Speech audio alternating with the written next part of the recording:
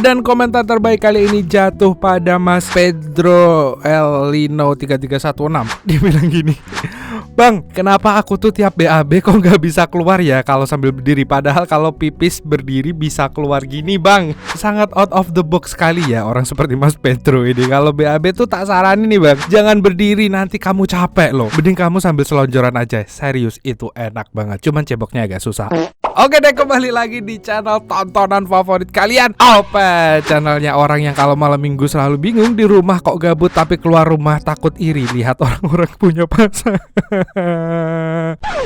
Oke, kali ini Emon bakal bawa ini film lawas banget dan film legend banget tahun 1994. Bahkan Emon aja belum lahir nih. Berjudul The Shawshank Redemption. Film ini katanya jadi salah satu film terbaik sepanjang masa karena berhasil dapat rating hampir sempurna sebesar 9,3 di IMDb. Diadaptasi dari novel karya penulis terkenal yaitu Stephen King, dan film ini bercerita tentang seorang pegawai bank yang harus ngabisin masa hidupnya di balik jeruji besi karena dituduh ngebunuh bojonya sendiri. Gak cuma bakal melihat kehidupan para napi yang selnya ternyata gak semewah sel para koruptor, tapi juga banyak banget pesan moralnya dan bikin Emon mikir ulang mau jadi polisi atau enggak. Oke, tanpa Fafifu Baswesus numpak bit pendek gembos, inilah dia The Shawshank Redemption.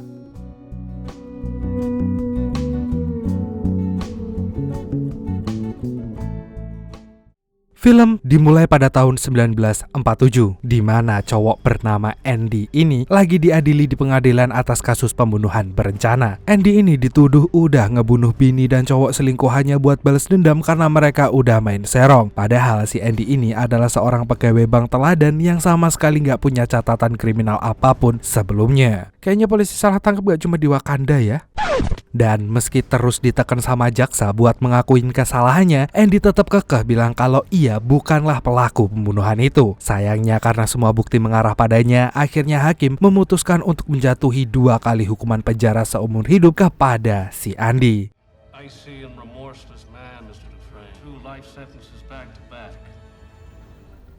Setelah dijatuhi hukuman, Andy langsung dibawa ke sebuah penjara yang dikenal si paling mengerikan dan sadis bernama penjara Shawshank. Bersama para napi lainnya, Andy tiba di penjara dan disambut meriah sama para veteran napi di sana.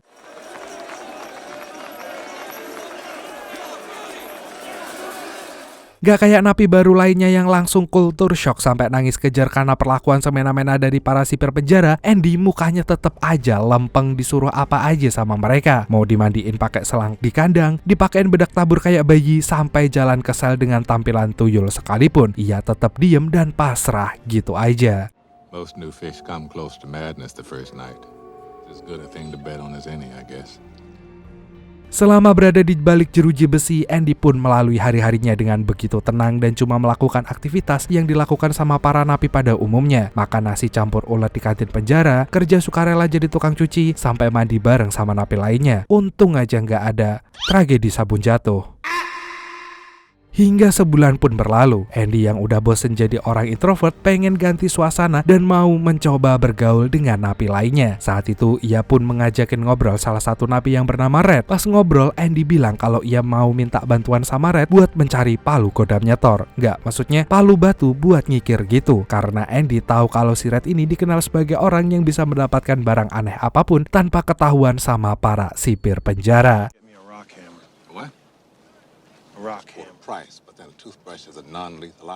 Awalnya Red ini menolak karena nyelundupin barang tajam dan berbahaya seperti palu itu sangatlah beresiko. Tapi Andy cerita kalau sebelum jadi pegawai bank ia suka banget sama hal-hal berbau geologi dan pengen ngelanjutin lagi hobinya itu selama ia menghabiskan waktunya di penjara. Mendengar itu Red pun akhirnya setuju, tapi dengan syarat Andy harus ngasih imbalan sebesar $10 buat ongkirnya. Red yang juga memperingatkan Andy supaya jangan pernah sekalipun nyebut namanya kalau semisal ia ketahuan sama sipir penjara. Dengan keterampilannya, Red pun berhasil nyelundupin palu batu pesanan Red yang disembunyikan secara diam-diam di pakaian laundrynya. Ia lalu menitipkan barang itu ke kakek petugas perpustakaan bernama Brooks yang lagi keliling lapas nawarin buku bacaan.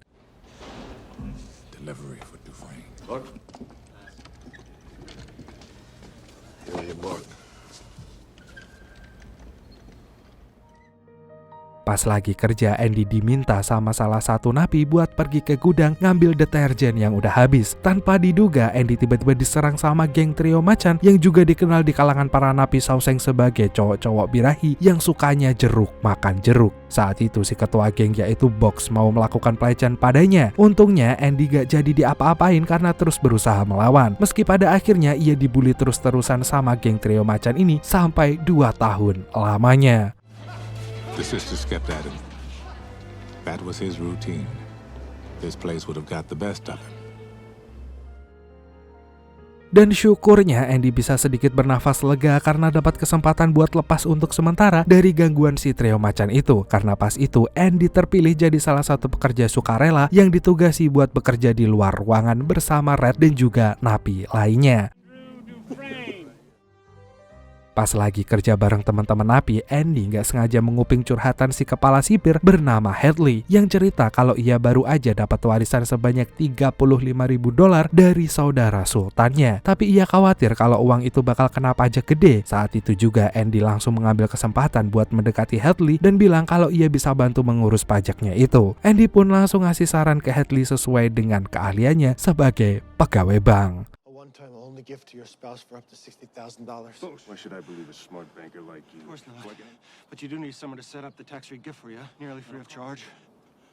Man, working outdoors feels more like a man. Pada akhirnya Hadley pun percaya sama sarannya Andy. Sebagai balasan atas bantuan Andy, Hadley bagi-bagi minuman sejenis extra joss gratis ke para napi yang sedang bekerja di sana. Teman-teman napi pun berterima kasih pada Andy karena sudah bikin mereka bisa nyantai sebentar di tengah pekerjaan melelahkan mereka itu. Di sisi lain, Andy cuma tersenyum senang karena bisa melihat teman-teman seperjuangannya itu bisa menikmati waktu mereka seperti orang normal pada lainnya. Watching us drink his beer. Want a cold one, Andy? No, thanks. Maybe make a few friends among us cons. Sepulangnya ke penjara, lagi-lagi geng trio macan gak ada kapoknya ngerjain si Andy. Mereka langsung menyergap Andy dan membawanya ke ruangan kosong. Di sana, Box mengancam Andy buat ngelakuin apa saja yang ia perintahkan. Tapi karena sudah kebal sama ancaman Box, Andy gak kelihatan takut dan malah menantang balik mereka. Hingga akhirnya Box dan dua cecurutnya itu menghajar habis-habisan Andy karena gak terima dihina seperti itu.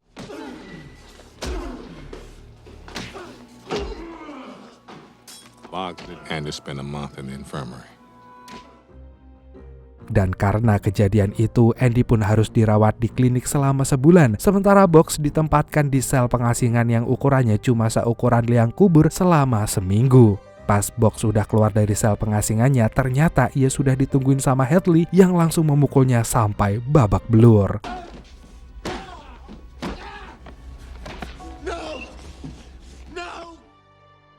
Sejak saat itulah Box pun dikirim ke rumah sakit buat pengobatan karena ia nggak bisa berjalan lagi setelah insiden penyerangan yang dilakukan oleh Hadley. Tapi berkat itu juga masa-masa sulit Andy pun berakhir karena geng trio macan udah nggak bisa mengganggunya lagi. Sebagai perayaan atas kebebasan Andy dari geng trio macan ini, Red dan napi lainnya pun sepakat mau ngasih hadiah batu kecubung buat si Andy ini. Mereka pun saling bekerja sama untuk menggali tanah selama beberapa hari lamanya.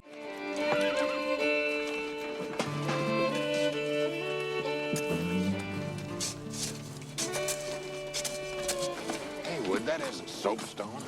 That ain't Alabama. Bullshit. Oh, bullshit. Jesus. Bertepatan dengan kepulangan Andy, mereka pun berhasil menemukan sekarung batu yang langsung dikirim ke selnya Andy. Red juga ngasih poster idolanya Andy supaya Andy nggak kesepian di dalam selnya.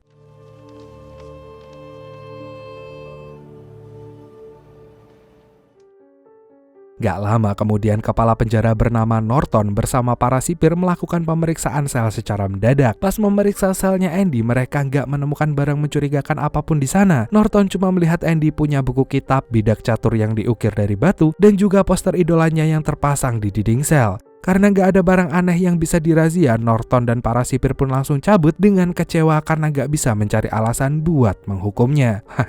Dia punya masalah keluarga di rumah apa gimana nyari pelampiasan para napi anjir lah. Emang kalau orang udah punya kuasa kayak gitu ya? Lu punya duit, lu punya kali.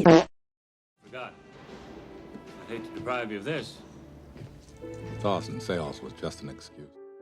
Besoknya Andy pun dipanggil sama Norton dan diminta buat bekerja di perpustakaan penjara. Di sana ia bertemu dengan Brooks yang sudah menjaga perpustakaan itu sejak tahun 1912. Gak lama kemudian seorang sipir datang dan bilang ia butuh bantuan konsultasi keuangan buat dana pendidikan anaknya. Mendengar itu jiwa pegawai banknya pun langsung keluar hingga sesi konsultasi pun dimulai. Mr. Deacons. Semenjak itulah Andy mulai ditugasi buat mengurus pajak para sipir penjara, termasuk si kepala penjara yaitu Norton. Dan saking membludaknya orang-orang yang berkonsultasi padanya, Norton pun akhirnya mengizinkan Andy buat merekrut seorang asisten. Dan orang yang dipilih Andy sebagai asistennya tentu saja Mas Red.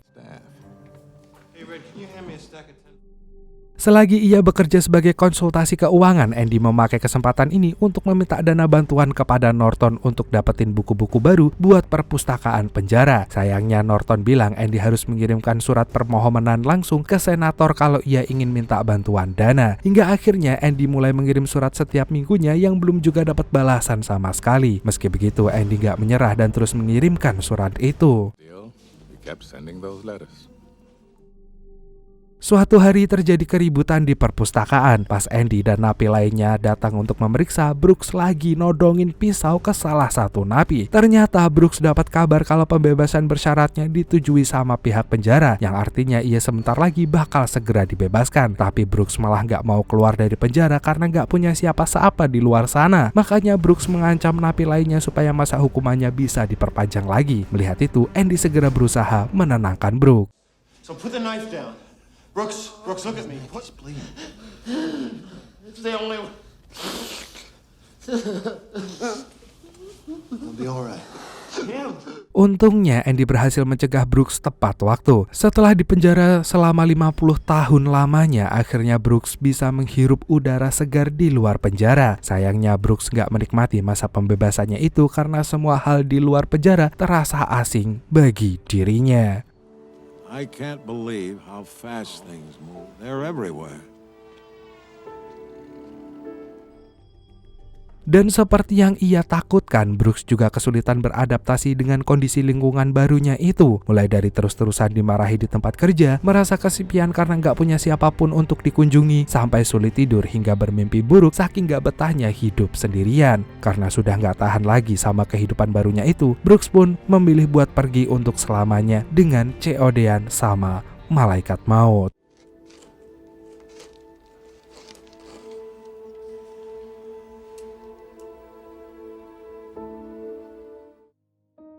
Berita kematian Brooks pun didengar oleh Andy dan juga Red. Mereka pun merasa begitu terpukul dengan kepergian si kakek Brooks ini. Hey, Wood, I'm sorry I put a knife to his throat. You should have died in here. Beberapa hari kemudian setelah penantian yang begitu panjang selama 6 tahun lamanya, akhirnya surat yang dikirim Andy mendapat balasan dari senator. Bersamaan dengan surat balasan itu, senator juga mengirimkan lusinan buku baru dan cek senilai $200 untuk biaya perawatan perpustakaan. Melihat semua buku itu, Andy tersenyum bahagia karena usahanya membuahkan hasil yang baik, meskipun harus menunggu 6 tahun lamanya. Now on, I'll write 2 letters a week instead of 1. Pas Andy membongkar buku-buku baru itu, ia nggak sengaja menemukan sebuah piringan hitam. Dengan santainya, Andy menyetel musik Gilgas Scream dari piringan hitam itu di kantor sipir penjara. Saking nggak maunya diganggu, Andy bahkan sampai mengunci sipir yang lagi bokar di kamar mandi beserta ruangan sipir tersebut. Karena nggak asik kalau cuma ia sendirian yang dengerin musiknya, Andy pun menghidupkan pengeras suara supaya napi lainnya juga bisa menikmati musik tersebut.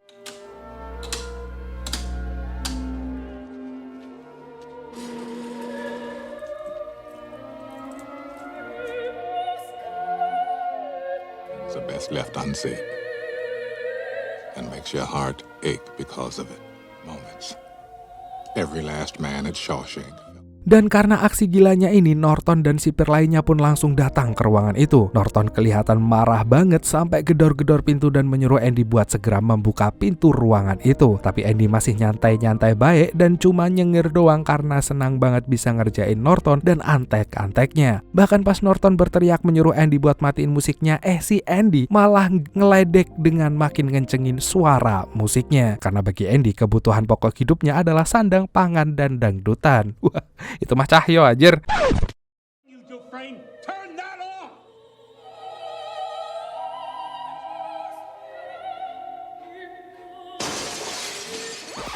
On your feet. Akibat ulah isengnya itu, Andy pun dihukum buat tinggal selama 2 minggu di sel pengasingan. Setelah kejadian itu, rekan-rekan napi lainnya jadi makin respect sama Andy karena cuma Andy satu-satunya napi di Shawshank yang berani melawan Norton dan antek-anteknya. Andy pun cuma bilang kalau ia berani melakukan itu karena percaya sama harapannya. Sayangnya Red gak percaya sama yang namanya harapan karena sudah berkali-kali dikecewakan oleh realita. Hope is a dangerous thing. Siangnya Red menghadiri uji kelayakan untuk kesekian kalinya buat pembebasan bersyaratnya. Tapi Red malah gak begitu serius menjalani uji kelayakannya saat itu karena ia memang gak berniat buat keluar dari penjara ini. Dan pada akhirnya pembebasan bersyaratnya pun ditolak lagi. Say I'm a changed man. Absolutely rehabilitated.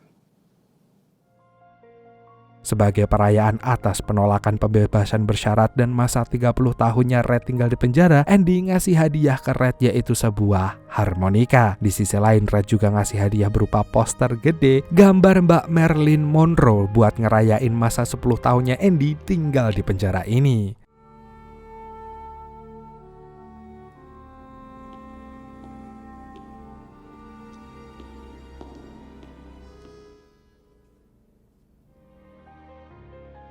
Dan 4 tahun kemudian, berkat kegigihan Andy yang terus mengirim surat cinta ke senator, akhirnya pihak komite alokasi setuju buat mengasih anggaran tahunan sebesar $500. Dengan memakai uang itu, Andy pun membeli beberapa buku baru dan mulai merenovasi bangunan perpustakaan. Sampai akhirnya perpustakaan lusuh itu kini menjadi perpustakaan penjara terbaik di wilayah tersebut. Dan untuk penghormatan terakhir buat Brooks, para napi pun setuju menamai perpustakaan itu dengan memakai namanya si Brooks. Payment of $500.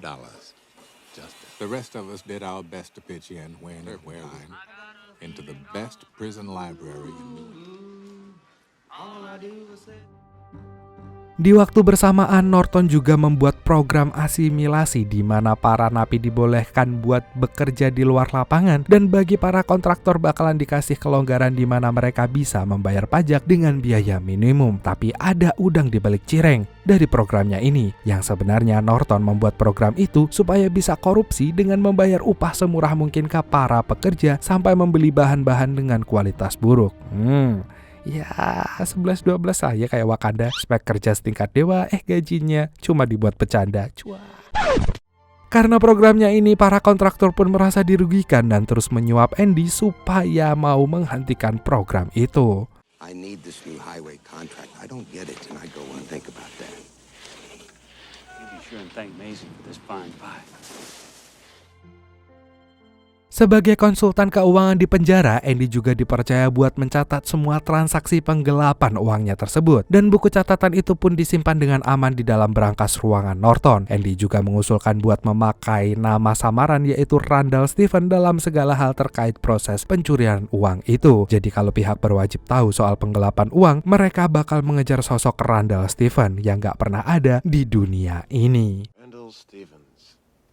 Who? Process starts. They trace anything. It's just gonna lead to him. Suatu hari, penjara Shawshank kembali merekrut para napi baru. Mereka lalu berkenalan dengan seorang berandal muda bernama Tommy William yang berjiwa rock and roll dengan gaya rambut mirip Elvis Presley. Tommy ini dihukum 2 tahun penjara karena ketahuan mencuri TV-nya Pak Budi di kampung maling. Ternyata Tommy sudah hobi keluar masuk penjara sejak usianya 13 tahun. Mendengar itu, Andy berpesan kalau sebaiknya Tommy nyari pekerjaan lain setelah bebas dari penjara karena ia masih harus menghidupi istri dan juga bayi perempuannya. You don't seem to be a very good.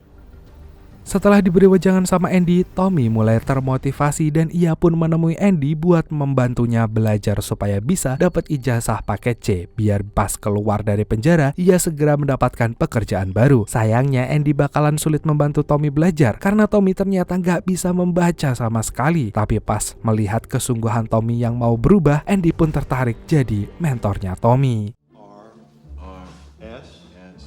Tommy took to it pretty well, too. Boy found he really liked the kid. Tapi pas Tommy lagi ngerjain soal ujiannya, ia malah frustasi saking tertekannya karena khawatir kalau ujiannya bakalan gagal. 2 points right there. Meskipun begitu, Andy gak menyerah dan tetap mengirimkan lembaran jawaban Tommy ke Dewan Pendidikan. Pas Tommy tahu soal itu, ia jadi merasa bersalah karena sudah mengecewakan Andy. Tapi Red bilang kalau Andy ini pasti bangga sama Tommy yang mau berubah jadi lebih baik. Tommy pun penasaran kenapa orang sebaik dan sepintar Andy bisa berakhir mendekam di dalam penjara. Pas Red nyeritain soal Andy yang dituduh ngebunuh istri dan selingkuhannya yang pemain golf, Tommy tiba-tiba teringat kalau ia pernah satu sel dengan seorang napi bernama Elmo Blatch. Si Elmo cerita kalau pernah merampok rumah seorang pemain golf kaya raya dan membunuhnya beserta wanita selingkuhannya yang ternyata istri seorang pegawai bank. Saat itulah Andy akhirnya mengetahui fakta di balik kematian istrinya tersebut. So I killed him.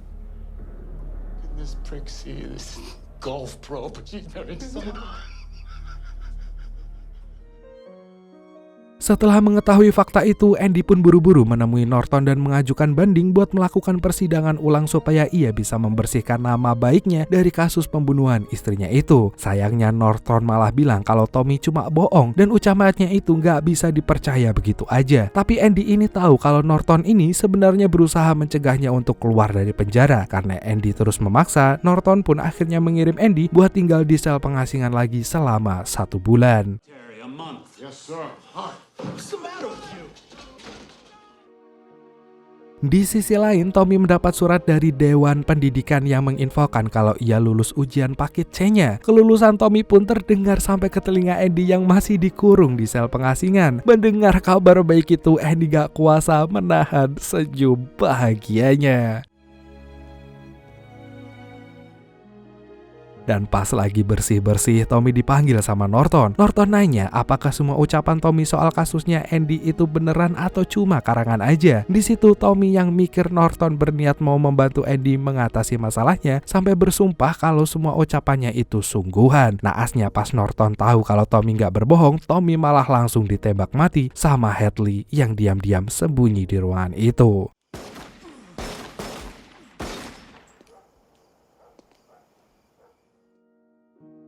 Penembakan Tommy pun dimanipulasi sama Norton yang bilang kalau Tommy terpaksa ditembak mati karena berusaha kabur dari penjara. Meski begitu, Andy tahu kalau insiden yang terjadi sama Tommy ini pasti karena ulahnya Norton yang mau membungkam Tommy supaya nggak cerita apapun soal kasus tersebut. Norton juga mengancam Andy supaya jangan berbuat macam-macam dan menambah waktu kurungan Andy di sel pengasingan selama 1 bulan lagi. We'll dance around it like wild Indians. Or am I being obtuse?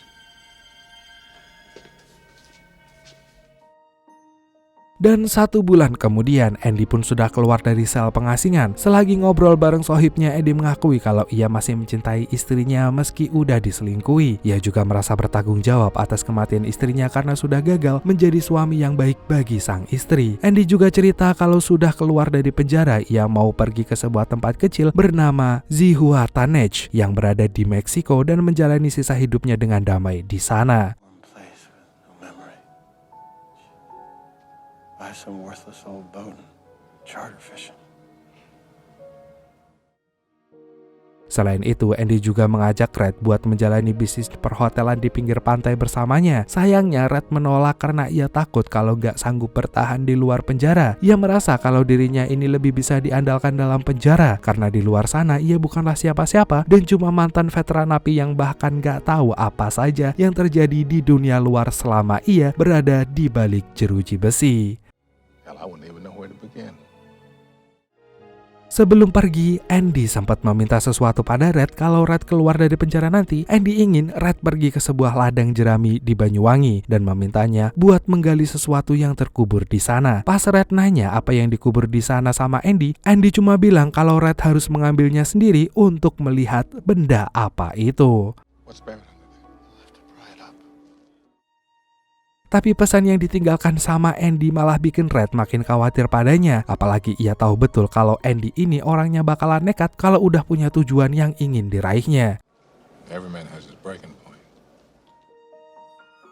Dan kekhawatiran Red pun beneran jadi kenyataan. Pas para sipir penjara lagi ngabsen, semua napi langsung keluar dari sel mereka. Tapi ada satu orang yang dari tadi nggak keluar-keluar meski sudah diteriaki berulang kali sama sipir penjara. Dan ternyata napi itu adalah Andy. Pas sipir ngecek ke selnya, ia pun dibuat shock karena Andy menghilang gak tahu kemana dan kondisi selnya udah kosong dari tadi. Mendengar kabar hilangnya Andy membuat Norton bergegas ngecek selnya Andy karena gak percaya gimana ceritanya Andy bisa menghilang secara ajaib dari penjagaan ketat keamanan di penjara. Lord, it's a miracle! And that cupcake on the wall. Let's ask. Pas Norton ngelempar batu ke poster idolanya Andy, akhirnya rahasia menghilangnya Andy pun terbongkar. Dan di luar Nurul ada sebuah lubang besar bekas galian di balik poster itu. Ternyata selama ini Andy menggunakan palu godamnya itu bukan cuma buat ngukir batu aja, tapi ia juga diam-diam punya proyek rahasia buat bikin lubang pelarian. Ia bahkan secara jenius membuang sisa-sisa tanah galiannya itu di luar lapangan. Gak cuma itu saja, ia juga berhasil mencuri buku catatan berisi rincian penggelapan uang yang dilakukan oleh Norton. Setelah semua persiapan selesai, barulah ia memulai aksi pelariannya itu di saat semua orang lagi tertidur pulas.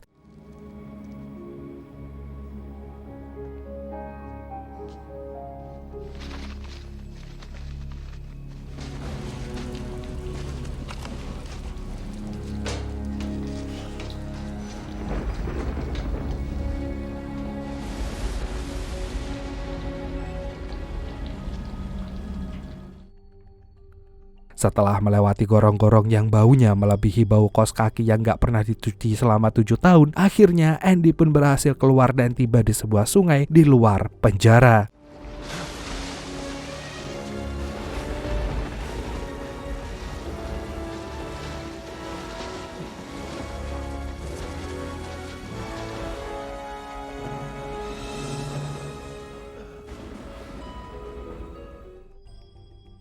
Sementara itu, polisi terus mengerahkan bala bantuan buat mencari keberadaan Andy. Sayangnya polisi cuma bisa nemuin pakaian penjara dan palu godamnya yang ditinggalin di sungai itu. Insiden kaburnya Andy pun menjadi momen bersejarah karena baru pertama kali ini ada orang yang berhasil buat terowongan dengan palu sekecil itu cuma dalam kurun waktu kurang dari 20 tahun aja. Oh, Andy loved geology, pressure, and time. That's all it takes, Holster.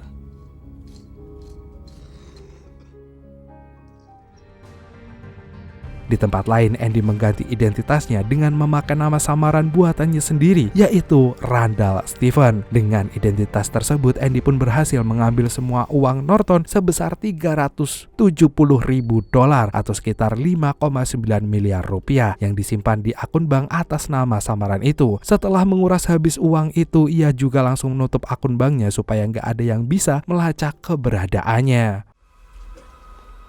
Mr. Stevens visited $70,000 of Warden Norton's money.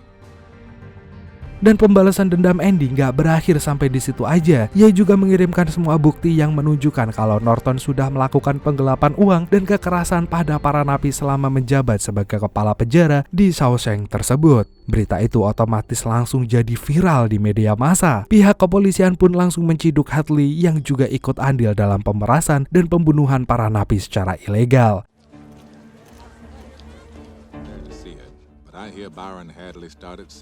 Di dalam ruangan, Norton panik kayak cacing kepanasan karena polisi mau menangkapnya. Karena gak mau masuk penjara, Norton pun lebih memilih buat dibawa secara sukarela sama malaikat maut.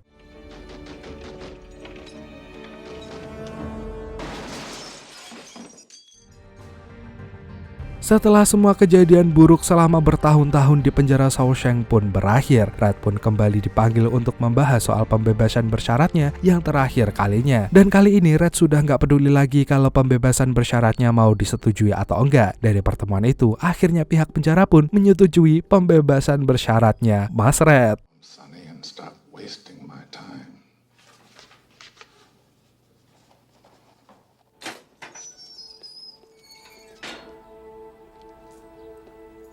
Setelah bebas dari penjara, Red mulai menjalani kehidupan barunya itu. Sama seperti mendiang Brooks, ia juga tinggal di kontrakan yang pernah ditempati sama Brooks. Ia juga pergi bekerja dan hidup normal seperti orang pada umumnya. Sayangnya semua itu nggak bertahan lama karena Red mikir bukan kehidupan seperti inilah yang dia inginkan. Red bahkan pernah kepikiran buat melakukan hal yang sama seperti Brooks, tapi Red teringat sama janjinya pada Andy waktu di penjara, dan akhirnya ia pun mutusin buat mencari tempat yang pernah diceritakan sama Andy dulu. Setelah melewati perjalanan yang sangat panjang, akhirnya Red berhasil menemukan ladang jerami tempat harta karun Andy disimpan. Di sana ia menemukan sebuah kotak berisi beberapa lembar uang dan sepucuk surat dari Andy.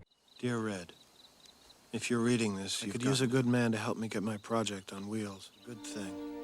Maybe the best of things.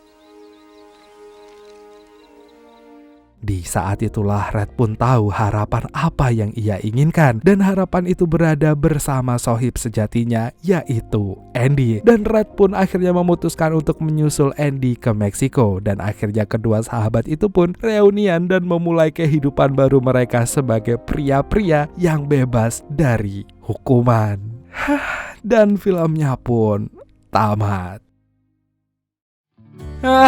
Ya cukup keren ya filmnya ya, cukup sangat ya untuk film tahun 1994 sih, ini film yang udah wah banget sih. Ini banyak banget pesan moral ya, dan endingnya cukup mengharukan juga. Ini perjuangan mas-mas yang gak cuma setahun 2 tahun loh, gak cuma sehari 2 hari di ke-pressure di tempat kerja terus update status ya kan, update status galau gitu, mau bunuh diri ya, macam-macam lah, ada ya, mau drama banget sih, pick me banget. Tapi ya oke. Di luar ini, film ini benar-benar keren menurut saya. Udah pernah nonton beberapa kali film ini, meskipun agak sedikit takut ya pas nontonnya, karena kehidupan kayak penjara itu benar-benar wah di luar bayangan saya sih. Tapi kalau buat teman-teman yang udah pernah di penjara, boleh dong share pengalaman kalian di komentar. Dan 2 orang sohib ini akhirnya malah jadi sohib sejati habis keluar dari penjara guys. Dan film ini tuh ngajarin kita kalau pria sejati bukan cuma modal otot kekar dan badan roti sobek aja, tapi pria sejati itu sungguhnya adalah pria yang selalu percaya pada harapannya dan terus berjuang dan terus berusaha untuk meraih apapun yang diimpikannya. Noh, pria sejati. Yang dipegang omongannya, yang dilihat hasilnya, dan yang dibanggakan adalah usahanya. Jadi mungkin sekian dulu dari Emon. Terima kasih buat kalian yang udah nonton video ini sampai akhir. Emon undur-undur, see you next time dan dadah.